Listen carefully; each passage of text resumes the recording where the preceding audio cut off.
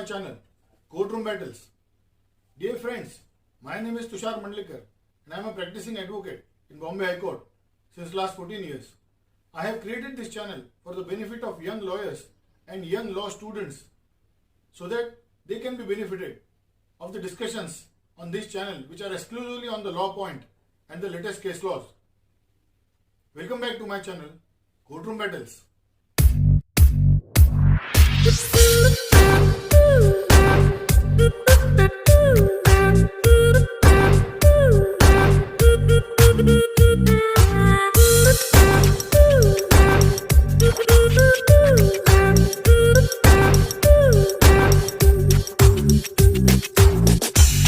Today we are going to proceed further with the Civil Procedure Code series which we have started specifically for the young lawyers or the students of the law.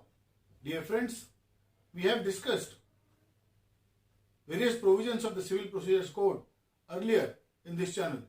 Today we are going to discuss the powers of the appellate court which are basically drafted by the legislature under provisions of section 107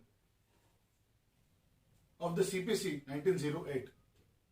Dear friends, we all know that the decree passed by the civil court can be challenged before the appellate court under the provisions of the Civil Procedure Code, specifically section 96 of the Act. The appellate court has got several powers when the appeal is filed against the decree passed by the trial court. Dear friends, let us discuss the powers of the appellate court. Under Civil Procedure Code 1908, the provisions which enumerate the powers of an appellate court while hearing the first appeals are section 96 to section 108 and rule 23 to 33 of the order 41 of the CPC.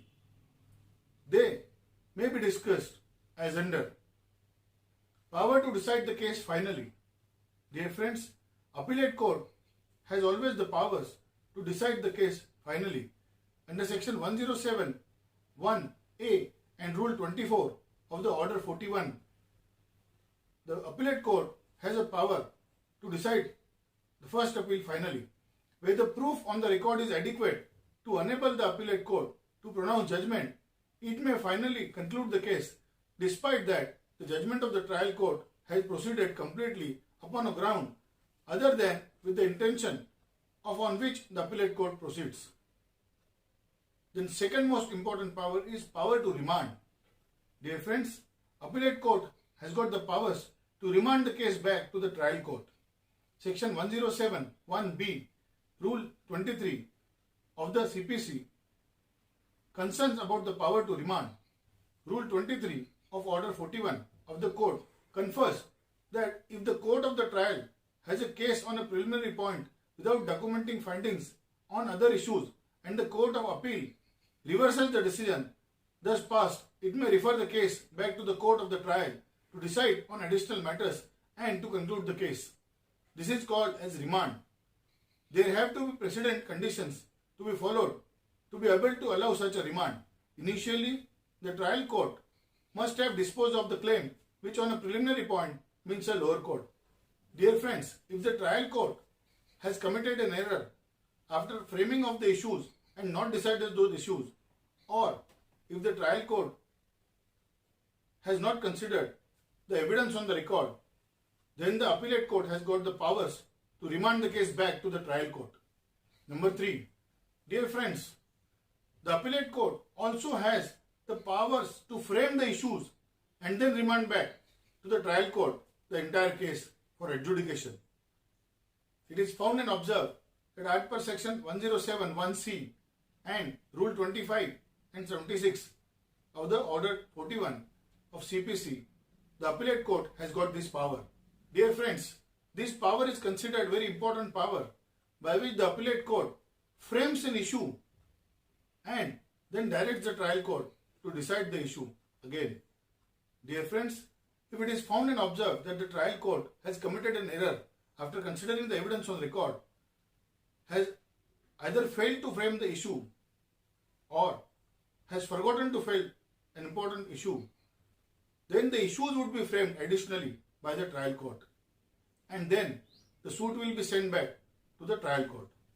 if it is found necessary that the trial court has failed to apply its mind and the issues are inadequately framed, or the issue is not completely framed, or an important issue is forgotten to be framed, then the appellate court will frame the issue and send back the case to the trial court. The Court of Appeal has the authority to frame the issue for the lower court and may also fix a certain time limit while referring them to trial. This power is available under section 107(1)(c). 4. Power to take additional evidence. Dear friends, the appellate court has got the powers to record the additional evidence, either documentary or oral. It is conferred by section 107(1)(d) and rules 27 to 29 of the Order 41 of the CPC. It is an appellate court's power to take further evidence. Anything else, what we call it a general law, is that such an appeal must be decided by the appellate court on the testimony provided by the lower court parties. Nevertheless, this exemption, as provided for in section 107(1)(d), has 3 requirements to be met by the parties presenting such additional evidence in the Court of Appeal. 1. That the person demanding such admission of additional evidence should be able to demonstrate the reason why he was unable to produce the evidence at first sight. 2. The party concerned should have an opportunity to rebut such additional evidence by admitting additional evidence. 3rd, empirical information must be important to solve the problem, and such additional evidence should take to the root of the problem. Dear friends, in this case, section 107 is an exemption to the general principle and empowers the court to take additional evidence or require such evidence to be taken subject to the circumstances laid down in Rule 27 of Order 41. Dear friends, a specific video has already been created by me. Order 41, Rule 27. Please see the previous video. In Pramod Kumari versus Om Prakash, 1980, Volume 1, SCC 412, where the lower court has refused to take certain evidence on the ground of its late production, such rejection cannot be said to be unjustified, and the appellate court should not interfere with the discretion of the lower court and admit such evidence. Dear friends, if additional evidence, if at all, is required to be adduced by any of the parties, then that is required to be done in a specific time limit. Secondly, that evidence needs to be seen by the appellate court, that it is very important evidence, will take to the root of the matter and will help the appellate court to in fact decide the dispute between the parties. Power to modify the decree. Under the provisions of the Code, Rule 33 of the Order 41, the appellate court is entitled to render whatever order it thinks fit, not only as between the appellant and the respondent, however, also as connecting one respondent and another respondent. The appellate court has got the powers to modify the decree. An appellate court's right to change the decision is very relevant. This power is an authoritative but discretionary force. This is very clear that if the verdict is overturned in an appellate court, the appellate court must pass the order on the same overturned verdict and the reason should be given. The same rules and procedures are dealt with in compliance with the Rule 43. The jurisdictional strategy behind the law is to allow the appeal court to take whole issue into its own hands and to administer the complete justice. Dear friends, the appellate court has got the complete power to do the complete justice, and the decree can be modified accordingly after considering the evidence and the submission by the parties. In Mahanta Dhangir versus Madan Mohan, 1987, SCC 528, the court should not refuse to exercise discretion on mere technicalities. The Honorable Supreme Court has held that the appellate court should not decline to exercise its powers merely on technicalities. Identical powers as that of a trial court. Under section 107(2) of the Civil Procedure Code, the appellate court has got the identical powers as that of original trial court. This provision is based on the general rule that an appeal is a persistence of the suit, and therefore an appellate court can do while the appeal is pending what the original court could have done while the suit is in the pending stage. So dear friend, appeal is said to be a continuation of the original suit, and all that what original trial court ought to have been done or should have been done can be done by the appellate court while hearing the first appeal.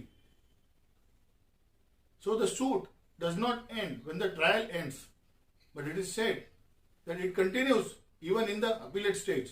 Thus, the appellate court is empowered to reappreciate the evidence, to add, transpose or substitute the parties, or to permit to withdraw of proceedings, or to return a plaint or memorandum of appeal for presentation to the proper court, or even to adduce additional evidence, documentary or oral.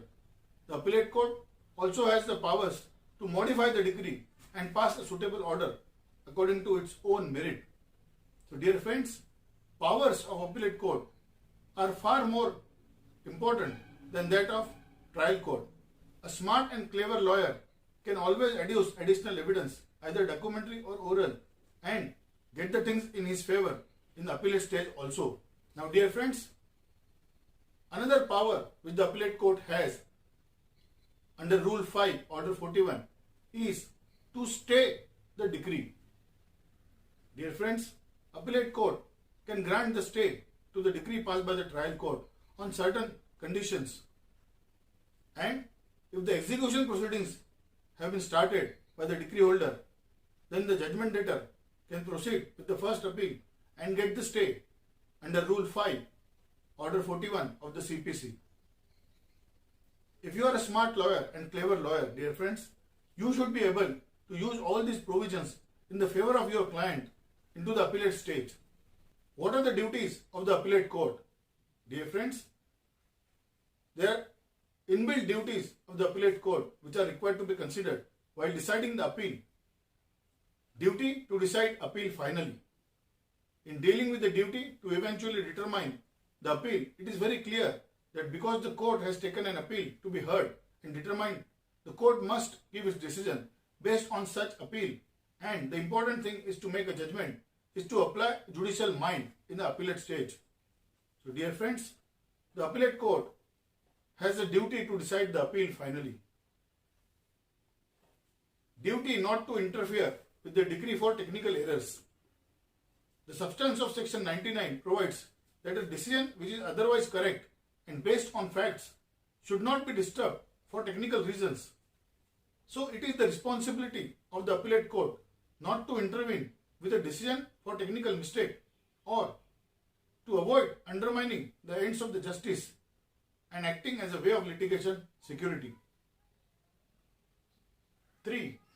Duty to reappreciate evidence. Dear friends, while hearing the first appeal, the appellate court has to go through the entire evidence on record or the additional evidence if adduced by any of the parties. Appreciation of the evidence is absolutely necessary by the appellate court, and such reasoning should also reflect into the judgment passed by the appellate court. It is number of times cautioned by the Honorable Supreme Court that the reasoned order and judgment must be passed by the appellate court.